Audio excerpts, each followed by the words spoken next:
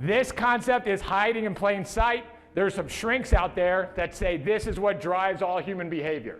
I'm reading Principles by Ray Dalio, and I'm always doing something that's pretty cool, and I'm always effing something up at the same time. And before this book, I was always feeling guilty about messing up and not being a good leader, not being a good business owner, making this mistake, making that mistake, and that weight was starting to drag on me. I'm listening to Principles by Ray Dalio. The whole first part of the book is him going broke. I'm like, I love this guy. And he explains the concept of the hero's journey, and this weight came off me. I was like, wait a minute. All these screw-ups, all these mess-ups, all these failures, all these getting punched in the face, this is part of the game. And everybody goes through this. And then in Principles, Ray Dalio says, hey, read Joseph Campbell's Hero of a Thousand Faces. So what did I do? I downloaded Hero of a Thousand Faces. So Joseph Campbell's thesis is that this hero's journey is basically what's driven the last 3,000 years of all human stories, of all mythology, from Jesus to the Buddha, but every hero goes through these phases. So then I started listening to a bunch of Jordan Peterson, and he's intellectual descendant of Carl Jung. And for those of you who don't know, Carl Jung's a pretty famous shrink. And this is a quick quote from Carl Jung, but he's only one who has risked the fight with the dragon and is not overcome by it wins the hoard, the treasure, and the hard to attain. And I'm like, wait a minute. If all these heroes for the last 3,000 years are messing up, getting punched in the face, making mistakes, I'm not that big of an asshole. This is just part of the game. Then, anybody heard of this book, The Hero's Two Journey? Josh, you've been to Hollywood, right? Did you know that to become a screenwriter in Hollywood, you have to read this book and you take this guy's course? Every movie you've ever watched is just a copycat of The Hero's Journey. Like, we'll go through a couple movies, but it's all a copycat. Actually, you just copy this format. Everybody loves The Hero's Journey. You're on the same path as every other hero for the last 3,000 years. So here's the first phase. You hear the call to adventure. You hear what you want. It's in the back of your mind. I know I feel it strong. I feel it strong in my gut. Don't worry. If you don't hear it that strong yet, we'll get you there. You're here this weekend for a reason. And the goal for this workbook is that learning to use that money is just a tool, is like your preparation for your journey. Like, I never went out on a mission in Iraq and Afghanistan without preparing, without doing battle planning, without seeing where I was at. Lord of the Rings. It was Bilbo, right? So he's like happy, hanging out in the Shire, everything's cool. And then that weird wizard shows up, and then there's a problem with the ring, and we need a hero, and he perks up. I'm not really worthy yet. I don't know really what I'm doing, but I kind of want to be that hero. They cross the threshold, they leave the Shire. The very next scene, there's these black horsemen trying to whip his ass right away. I'm like, he couldn't like hang out for a little bit, feel like a cool hero? It's no. When you're gonna cross the threshold, you are about to get hammered. I just wish someone had told me that, because I got hammered, but it wasn't that bad. It would have been cooler if I had known that. So you guys know that now. So you're gonna go through your road of trials, and the road of trials can be all kinds of stuff financially. And then you're going to hit rock bottom, and it's gonna be so bad. Or we're gonna parallel me with Bilbo, and we're gonna go through my adventure. So I read Rich Dad Poor Dad. I went to the weekend course. I said, yeah, gosh, I was so stupid. But anyway, here's how I thought it would go. See this big straight line, these bars going up? It's like, all I had to do is quit my job and declare I'm a businessman and an entrepreneur, and that's all I gotta do. I'm just okay just the way I am. I'm a special snowflake who quit his job, and it's gonna be okay, and it's gonna be roses and sunshine. And so then I went and I bought a bunch of houses. And because I got a big mouth and I can sell, I was able to raise a few $1 million. And then I hit my strike number, and then we were good to go. And then, yeah, I declared I was doing it, so that must.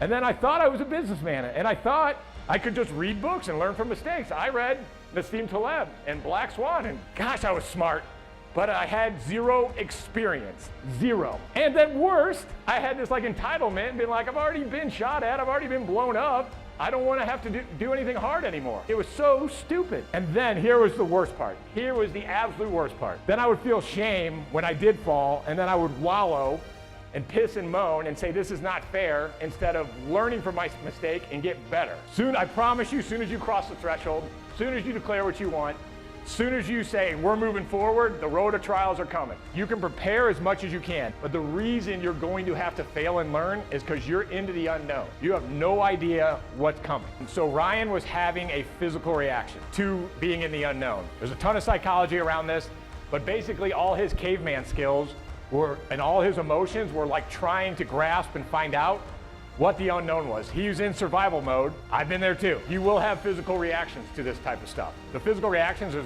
probably gonna get you closest to quitting. And you just gotta ignore that. It's like when I was jumping out of planes. Each time the threshold was jumping out of that plane, and each time my body was saying certain things, just each jump, it got better for me to tell my body, no, you're lying. And so you'll have to get to a certain point. Let's talk about my personal abyss, because I do think this will be fun. I'm buying houses, I'm making YouTube videos, I'm awesome, my Instagram profile's blowing up, but the whole time I'm just like making mistakes, not doing the right things. And so I had to go to the abyss. Okay, so here's what the abyss looked like for me. There was Entrepreneurship podcast, and I am so embarrassed of that right now. That's where I met Jimmy. I was too cocky. And all I was doing was just doing deals. I was not building wealth. I had no accounting, no processes, no system. I had to then fire a business partner, and that was rock bottom, because I had half the business and there was another half of the business I had never touched. And I was like, I'm gonna have to do this. I'm gonna have to become a different person. I'm gonna have to learn some type of operation. The absolute dead rock bottom was then Brad explained taxes to me, and he explained that I was 100K in hock to the government, and I didn't know that. Look, guys, look at the abyss here, right? Jimmy, he read a book, he got excited. Like in typical Jimmy fashion, he ran 150 miles, and he had 60 houses. And he's not telling you the full story here. He had how many millions of dollars that you had borrowed from other people? Like 3 million. $3 million that he'd borrowed from other people to get those 60 houses. Now he is in debt $100,000 to the government. Now I think it's funny, but I was carrying a ton of guilt around this until I read Principles. Jimmy, what was failure for you? Not having any accounting and being 100 grand in debt to the government. Did you stop? Oh no. Why? I took that afternoon to have the panic attack. The one thing our graph also doesn't have is there's always a helper. Bilbo had the wizard. I had Brad. I'm like, white. And Brad's like, look, bro, every entrepreneur does that. This is the formula, this is what we're gonna do, we got it.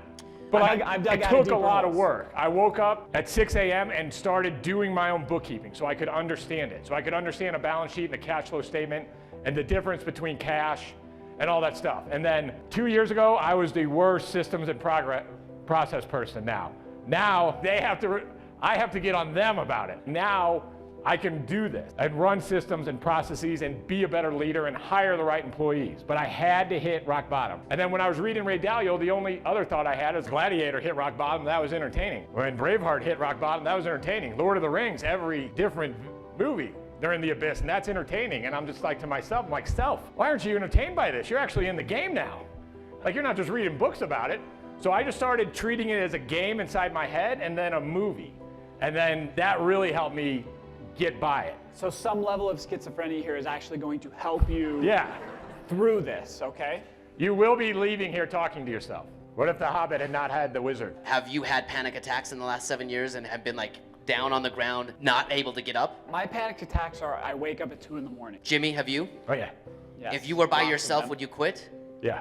I've had plenty of those. I'm not by myself. I don't quit. Sometimes I do need an evening, like panicking, cuddled up in the fetal position, and Susie will be the big spoon. But after that, I'm good to go. Thank you, Susie. Failure is not starting. Failure is being comfortable where you're at. Failure is quitting. Everything else is just like, we need a different word than failure. You don't hit your target, you measure where you didn't hit, and then you solve it. You metamorphosize, you change. I can read a cash flow statement. I can read a balance sheet. I can show you guys how to read a cash flow statement, read a balance sheet. I can show you guys what property is actually worth.